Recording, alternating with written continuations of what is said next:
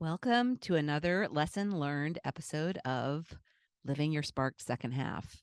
You may notice my voice sounds a little coldy because my 2-year-old grandson gave me a cold last weekend. Monday was my youngest daughter's birthday. So I went to visit her, and it's actually her last week in the house that they've been living in for, since her oldest, who's now 4.5, was born, because she moved in when she was pregnant. Crazy how time flies, but she's a little, I guess, misty-eyed because although she's excited for her new chapter, and she's moving to a new town, she's always lived in the area where she lives now her whole life. She just turned 39. So I know when I moved from there when I was 50, it was a big deal. And she's moving a couple hours away. And although it's going to be a good move, she's moving to the town where her husband is from, and her in-laws will be like less than a mile away. And so I think it's going to be a great move for them. But anyway, so I went up to celebrate her birthday, be in the house for the last time, and the little one had a cold. And they went out one night and I babysat. I was there 2 nights. And of course, wiping his runny nose. And I thought I was washing my hands good, but sometimes you just forget. And I think I forgot because the first night I got back home, I had a sore throat, and then it's just progressively gotten worse. So yesterday I was going to record, and I was like, I sounded horrible yesterday. I think yesterday, although I've gone through a lot of Kleenex today, and I might have to pause to blow my nose, yesterday was really the worst voice day. So I am here. I'm going to make this episode simple because I had this idea when one of my students posted in our Facebook group about something that she did as a result of a new exercise that I had given them.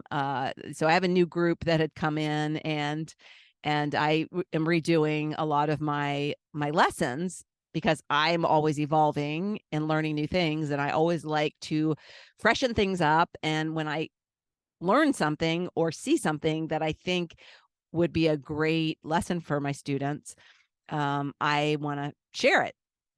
And so it's this fun exercise that basically I explained it in my last lessons learned episode, which is episode 303. So you can go listen to that to get the whole gist. But it's super simple. You write down a few names of people that you haven't seen for a long time that you'd like to connect with.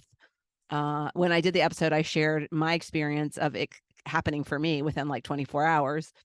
But it's using the power of your subconscious to telepathically communicate to somebody that you really want to connect with them. So it's really a fun exercise. And I always love exercises like this because it's like, why not? Just do it. See what happens. Play with the universe. See what magic it will bring.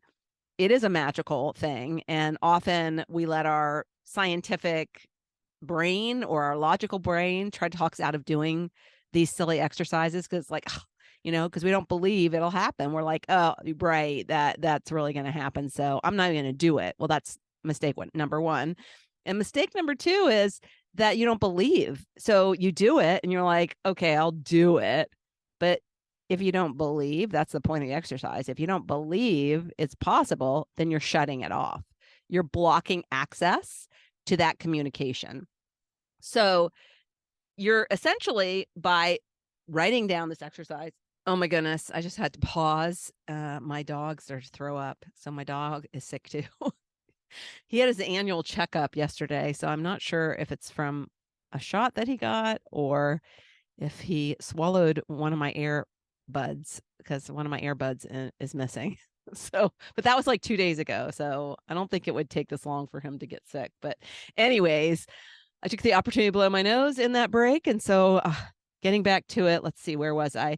So I think I was talking about that we block this connection when we don't believe. So when we believe, then we're sending out that message, that energetic message to the universe. And then the universe helps us. And somehow, some way, I don't purport to know how it works really, except energetically. And I've seen it happen so many times that I know it actually does happen. But I know the big trick is, number one, you have to do it. Number two, you have to believe it. So I'm doing a part 2 of this. I wasn't planning to do a part 2, but I had the idea because one of my students actually had an amazing thing happen as a result of doing that exercise, and I wanted to share it. And then I thought, oh my gosh, I had an amazing telepathic experience happen in my life back in 2006. And I remembered it. And often I think when we remember things, it's meant to be a message. And so I'm going to share that as well. And that is what led my husband and I to reconnect, because we dated. If you don't know my story, you might know, you might have heard this a zillion times, but people always like to hear it. So I'll tell it again. But we dated when we were in college, and we broke up, and my heart was terribly broken, although I was the one who broke up because of yes, he had a hard time being monogamous, and so a lot of times you can't move on in a relationship when you can't trust somebody, and so that's why I made the decision to move on and married somebody else. And so lo and behold, here we are back together, and it's been an amazing. Gosh, we've been married since 2009, been together since 2006, so it's been an amazing 16 years. Oh, that's crazy. Anyway, so let me tell you about, first of all, Karen's manifestation, or her. It really is because you're manifesting the communication with this person that you want to connect with, right? And so it is a manifestation, but it's full use of the telepathic abilities of her subconscious. And so I'm going to read you what she posted in the group, pretty much verbatim. I might explain something along the way, but it was so amazingly cool. And I have to tell you, she's been on the podcast. I had her on the podcast recently with another one of my students, and she was somebody who was very blocked from believing in her powers and her superpowers, and didn't trust her gut. She didn't trust that she really knew that there was a knowing inside of her.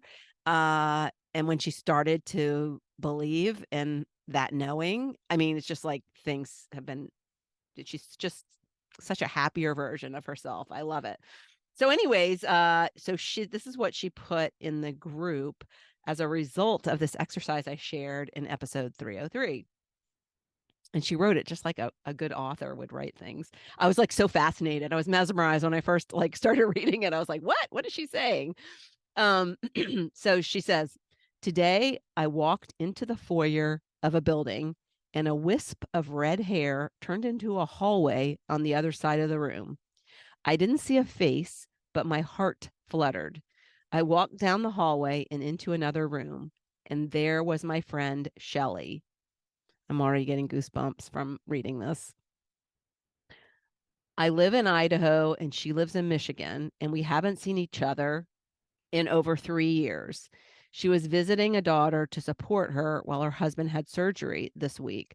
I didn't even know the daughter and son-in-law lived in the same town as me. Shelley and I only had a few minutes to chat, but seeing an old friend is such a heartwarming surprise. Sadly, she is flying home tomorrow morning. This evening, as I thought back on last week's assignment to write down the names of people we hadn't seen in a long time, I'm just going to interject here.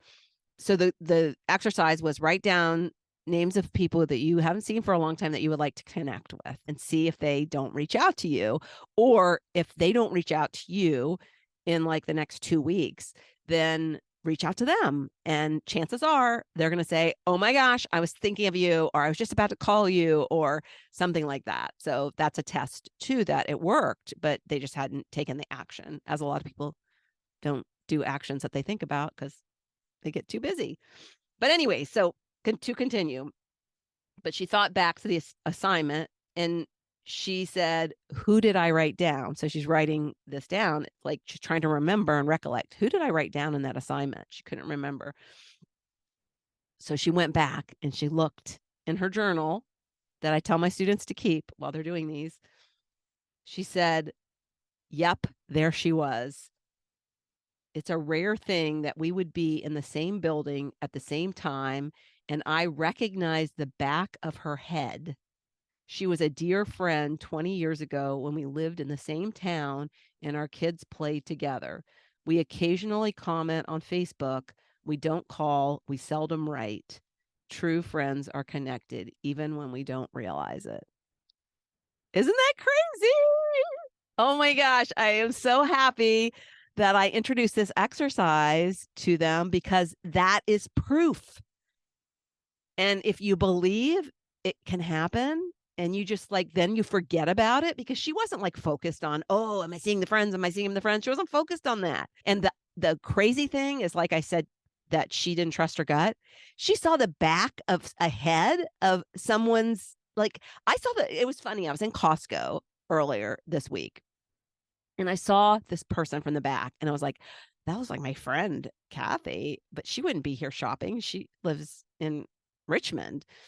But the hairstyle is the exact same, but her body was different. And so, but it's so funny because how many times would you like pursue somebody because they had the same color hair as your friend from 20 years ago that you like, although she did see her 3 years ago. But she just saw out of the corner of her eye. That is the universe, people. That is the universe throwing a little seedling or something down for you to follow. And she trusted herself to follow that instead of like going, oh, poo-pooing. We all poo-poo too much. And she, instead of poo-pooing, oh, you're silly. That's a silly thought. She would never be here. She doesn't live here. And so move on my merry way or my busy, busy way, because we're so busy, we don't take the time to follow our gut, even if it's as simple as reconnecting with an old friend. And that reconnection can lead to something pretty amazing. They had a short conversation, but who knows? Maybe they'll get back in touch and plan to see each other again. So that is so amazing. So crazy, right? And so try it. And if you want to go back and listen to the episode, it was really short, but it's just really an easy exercise to do. But let me tell you about the thing that brought my husband and I back together. And this is, I believe, the work of the subconscious and I also believe that the universe is always driving us to our true path and purpose. And so, ultimately getting back with my husband was part of my purpose because my purpose unfolded after we came back together. And I really feel like I never was my real authentic self most of my life, but I felt like I was really my authentic self when I was with him. And so he brings out my real authenticity. He knows me. He looks at me in my eyes and it's like he's looking at my soul. And I don't know if you've ever had someone, it can be a girlfriend or a guy friend, that they know you so well, they can like know what you're thinking. And so we always had this big, deep connection, even though I felt I couldn't trust him.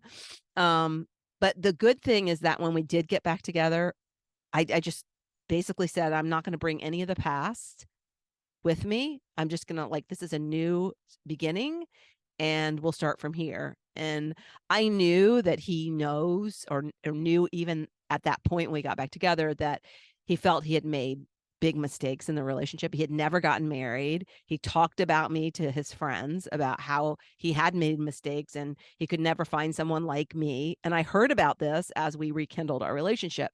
So there was a lot of confirmation that I was not being crazy and stupid for going and giving him a second chance.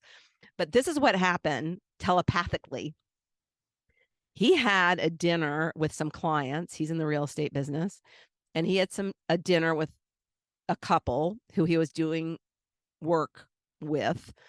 And you know how women are, so nosy. I'd be the same way. So asking him personal questions at the dinner, like, oh, why haven't you ever been married? And so in that dinner, he said, well, I've never found anybody like the girl that I dated in college. And of course, the woman was like, who's that? Who's that? And where is she? And of course, my now husband knew that I had gotten married and that I lived in Northern Virginia. And And I found out later, he looked me up. He Googled me. And I was a vice president at AOL. So I guess there was something on me on Google.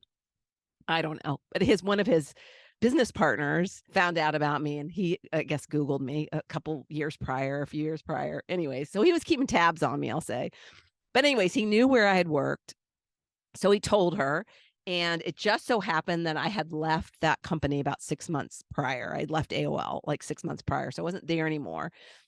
So they had this conversation. She was determined to find me. He didn't want to interfere with my life, which I appreciate. He never tried to, even though he knew that I was the one somewhere along the way, he never tried to interfere with my life. He never tried to track me down. But I kept thinking about him throughout my life. My marriage would go through these downturns and downward cycles, and I thought about him on my wedding day. Like, what am I doing? Am I making the right move? Should I be getting married to this person? I'm not sure. And that's not a way you should feel on your wedding day. On your wedding day, you should say, maybe let's not get married. Let's wait 6 months. But of course, you're already in the whole throes of the celebration and the planning and the dates and the invitations, and everything's gone out. And if you start to have second thoughts, you just talk yourself out of it. You're not going to jeopardize that. And plus, I loved the person I was marrying. I just didn't have that depth of that soul connection with him that I had with this other person. And so that other person I never severed that. Really, you can't sever that. It's always there with you for your whole life. And so I just got to this point where I started thinking, and this was around the time in my life where my marriage was just really, it wasn't a romantic partnership or relationship or an intimate one. And so we would just, in fact, my husband at the time worked in another state. And so he would come home on the weekend, and we would do our thing, go to dinner and do the rituals that you do after many years together. But there was never affection, really, except, I cared. We cared about each other. And that was the hard thing, right? And so when somebody's maybe abusive or mean to you, or it's a different story, right? It's you have a good reason to leave. But when you're getting along, even though it's a brother and sister, it's you don't divorce your siblings. And so if he was I loved him like a sibling, then I can't divorce him. But I will say, at this time when he was talking to this couple about me, I was going through this on my own crisis in my marriage, wondering if I should leave, feeling like if I stay, it's going to drain me. If I stay, I'm going to have regrets. If I stay, I won't be living the most passionate life that I'm capable of. And if I stay, I won't be capable of finding it even. And so I had gotten to this place in my life where I think I was open to receive anything. And so she says at the end of that dinner, I'm going to find her. I'm going to find her for you.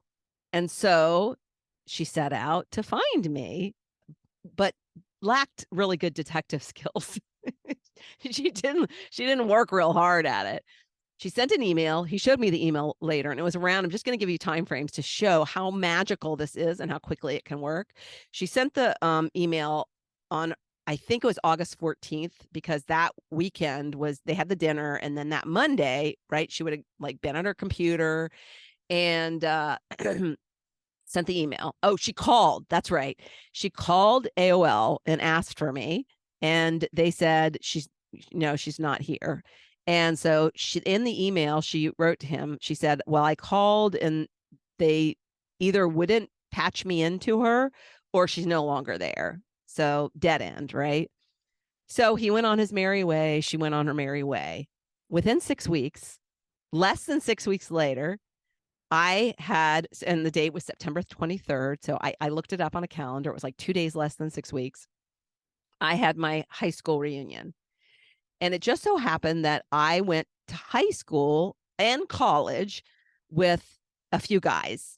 that, in fact, I went to that college. I picked that college because the cute guys were going there from my high school. So that's how much I was focused on schoolwork.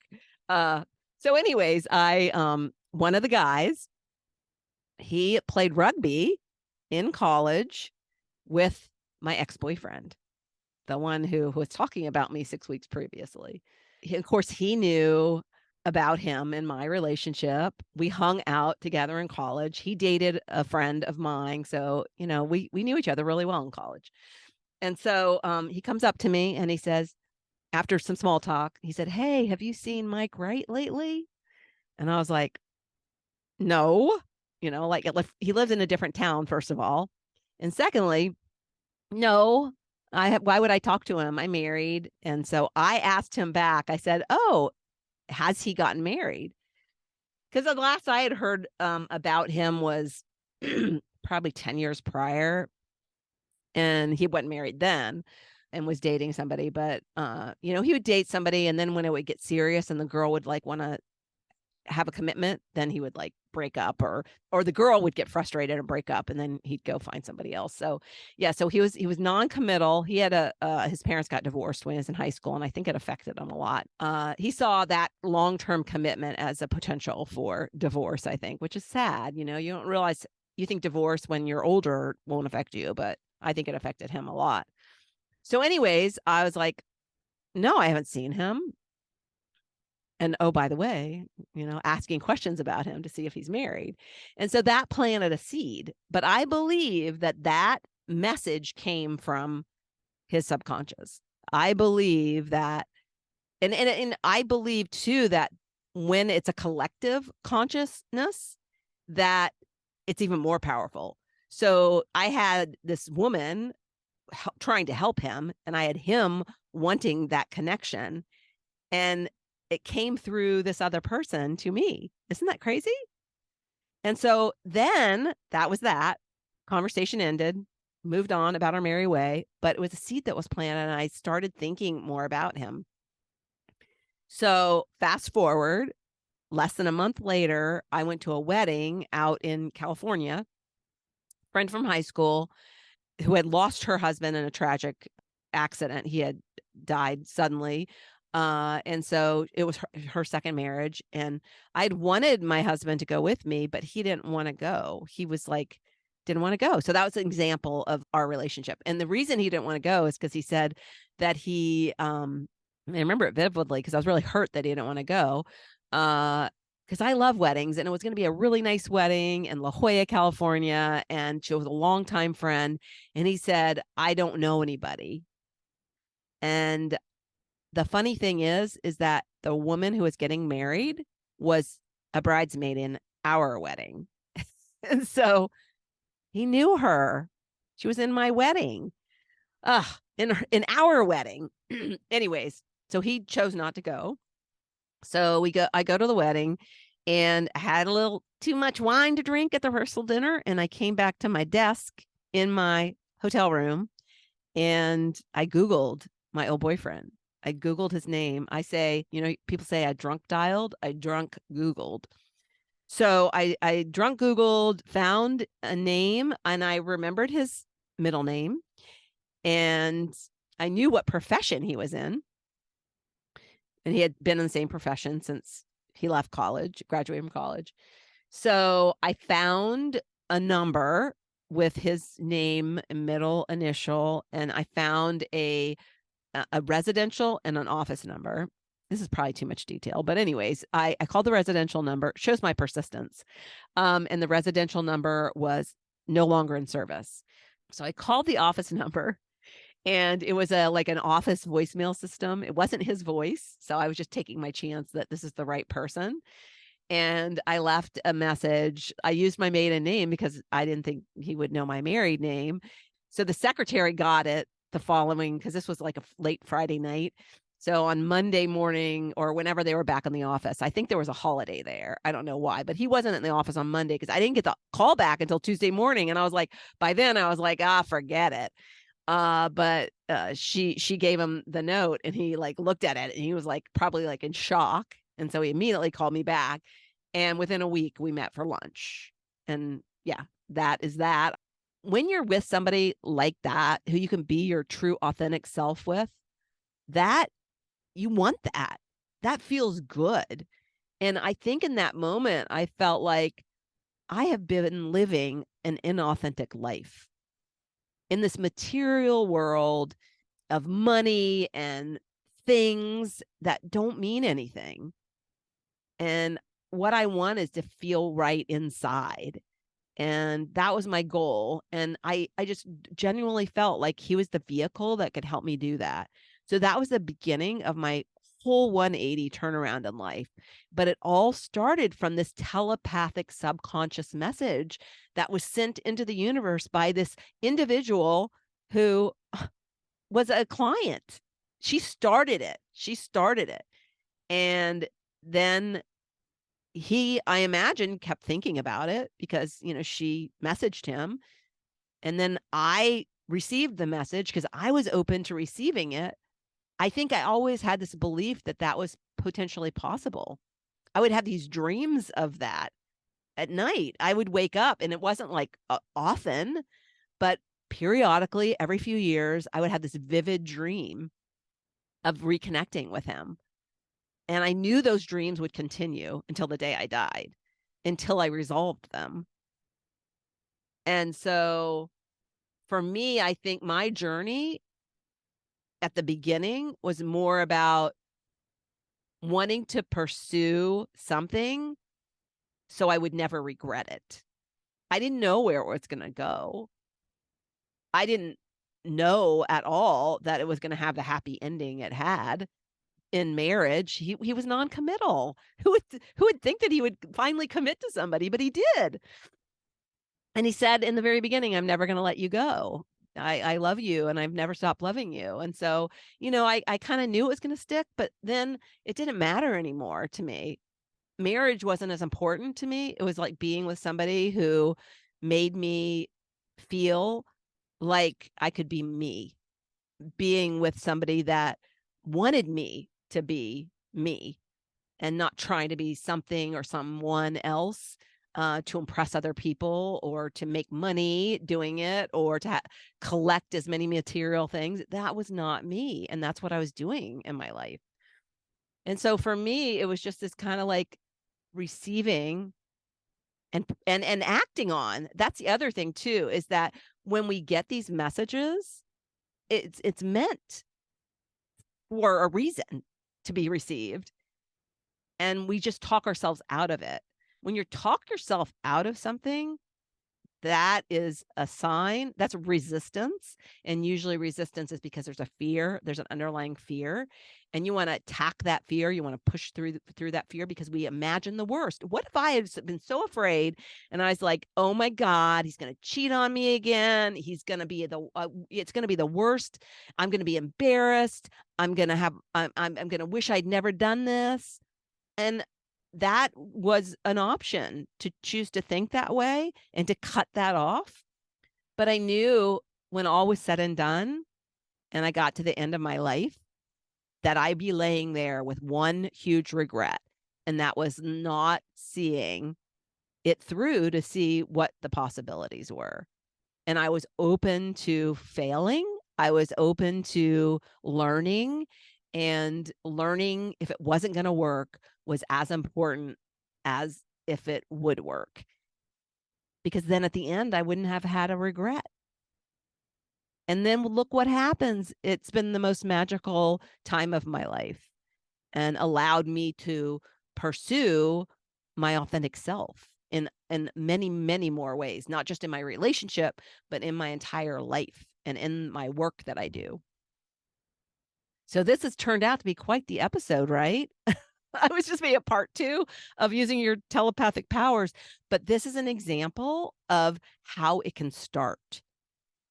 That power that you have is so underutilized, probably.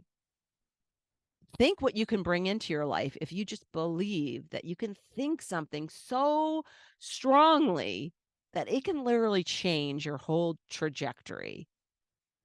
And even if it seems as simple as following somebody in a hotel and reconnecting after a few years, that is maybe the first stepping stone to accessing more of those abilities and manifesting more of those, what you might think are total coincidences into your life.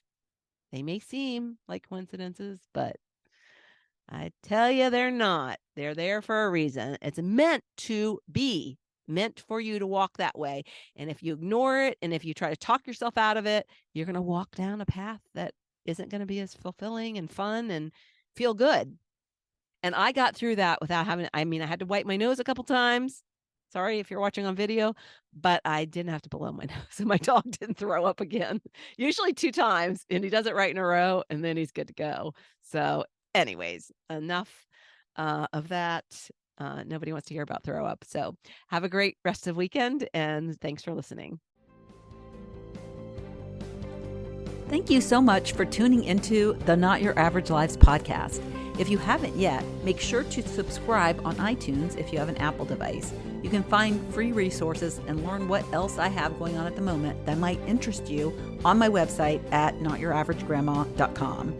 You can also find me on Instagram or Facebook at Not Your Average Grandma. If you liked this episode, it would make my heart so happy if you could leave me a 5-star rating. You can also add a review to let me know what you like about this podcast, which will help spread the word about it to others who need a little midlife inspiration.